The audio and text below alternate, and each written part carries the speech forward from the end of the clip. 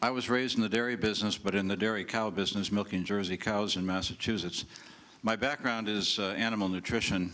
I spent when I worked for a living, before I became an academic administrator, I worked on the nutrition of dairy cows, including a lot of work on silage, which is one of the comments I'll make a little bit later. I'll jump forward. From 1981 to 1989, I had the privilege of serving as the department chair of the Animal Science Department at UVM. And then from 1989 until I retired in 2009, I was at North Carolina State University, where I was head of animal science there and then did some other stuff.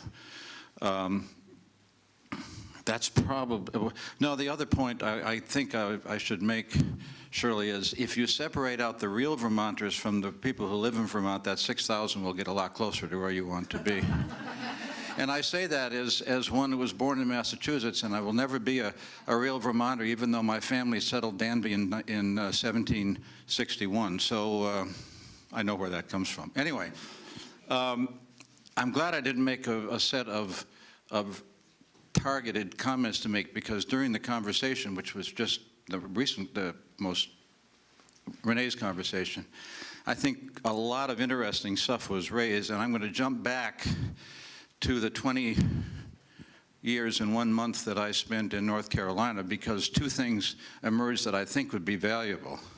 And I didn't ask this in the form of a question, because I knew I would have this opportunity, but one of the things that it seems to me that may be emerging either on a small or medium or large scale is a system of segregated production of meat goats, and I'm going to focus on meat goats, that is conceptually not different than the three-site production of hogs that is used around the United States and was developed quite a few years ago to segregate the young pigs to a medium phase that starts at about 50 pounds, or about 17 pounds, and goes to 50 pounds, and then a finishing phase.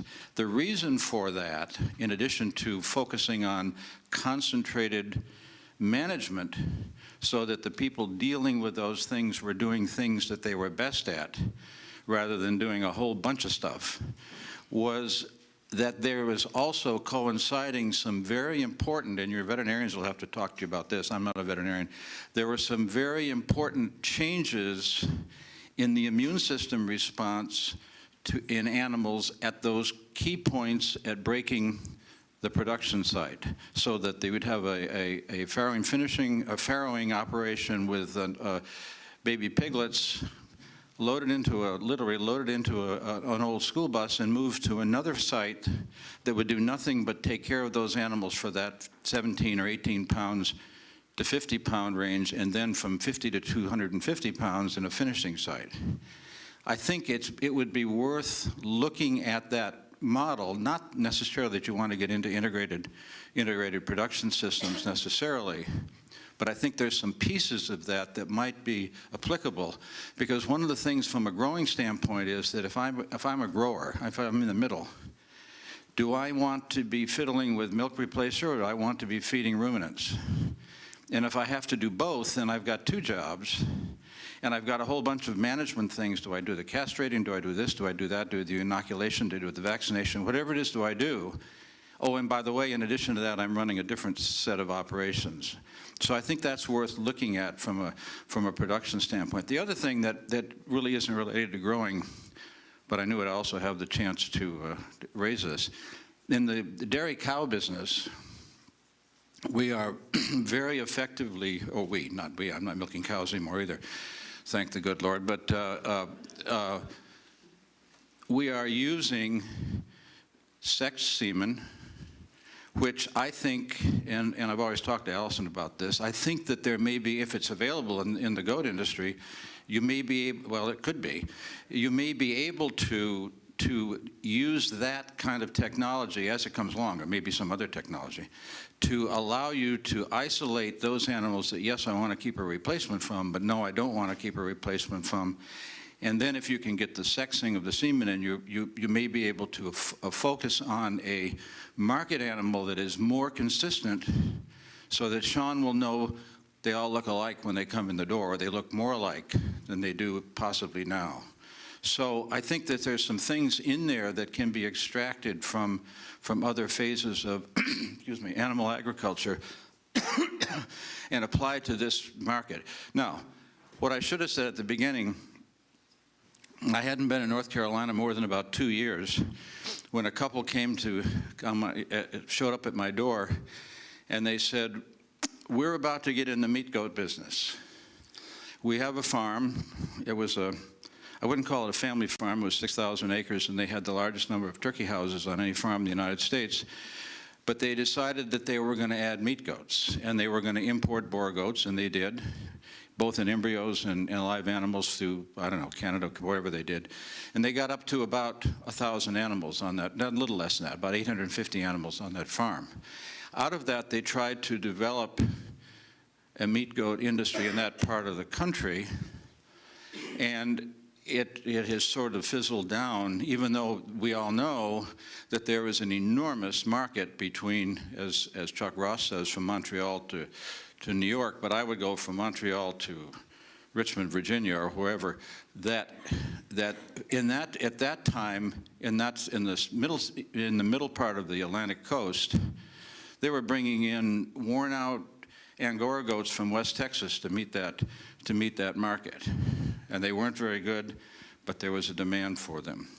And so I had a little bit of experience with that in that regard. I would also say on the side that one of the small slaughter facilities that was put together to try to process those animals also served as a stop-off point for one of the guys who flew a plane on 9/11, but we won't go into that.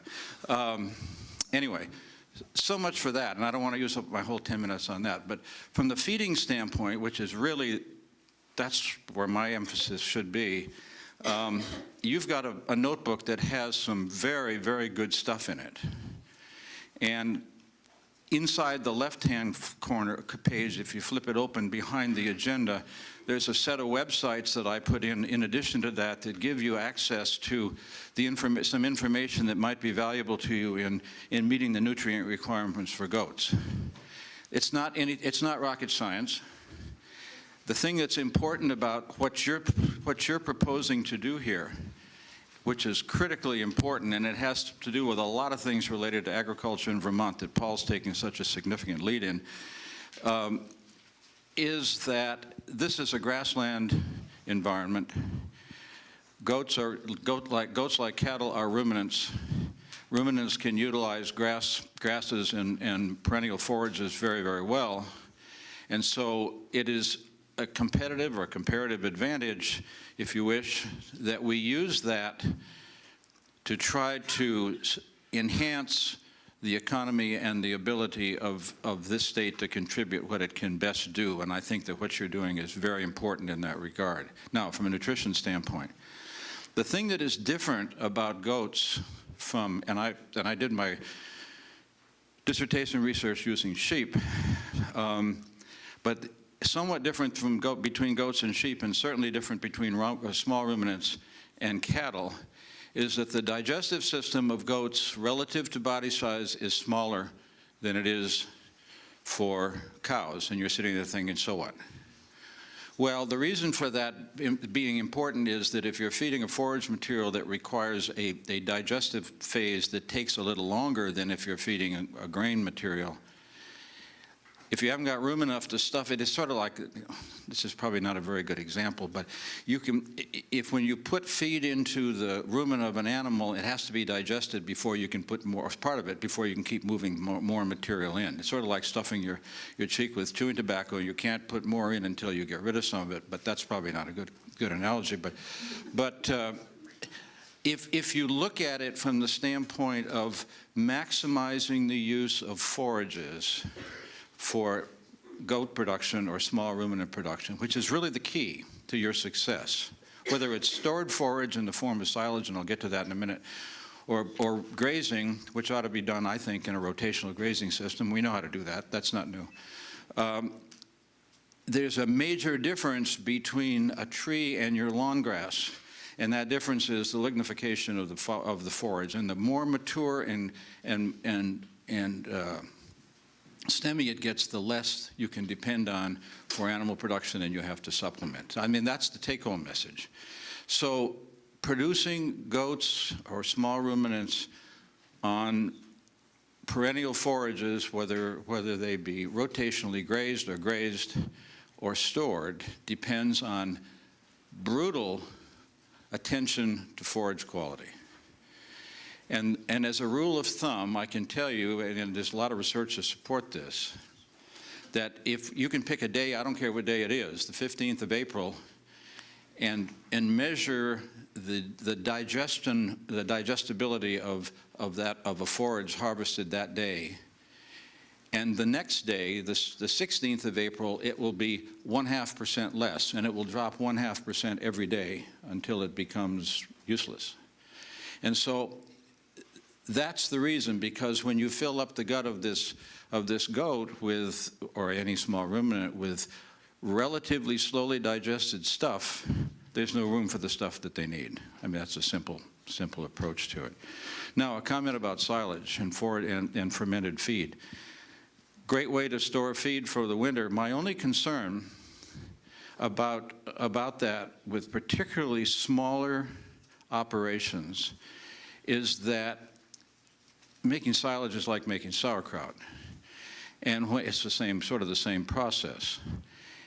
And you seal it up and you keep it away from oxygen. And as soon as you expose it to oxygen, whether it's the face of a bunker silo or the top of an upright silo or the face of a plastic bag, once you expose that, there are the bacteria that have produced the stuff that the lactic acid is preserving in are not active probably anymore.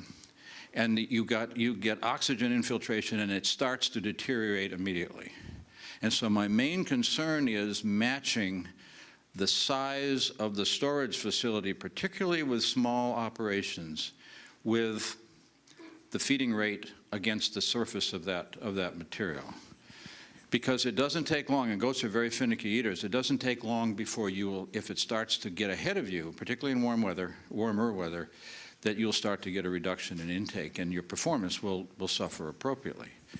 So, and the last part I'll make, and that's enough, the last part comment I'll make about feeding goats is that unfortunately, because their digestive system is as it is, it's in order to get the rates of gain and performance that you like probably with meat goats, depending again what the market tells you it wants. Does it want fat goats? Does it want thin goats? Does it want stringy old Angora goats? What does it want?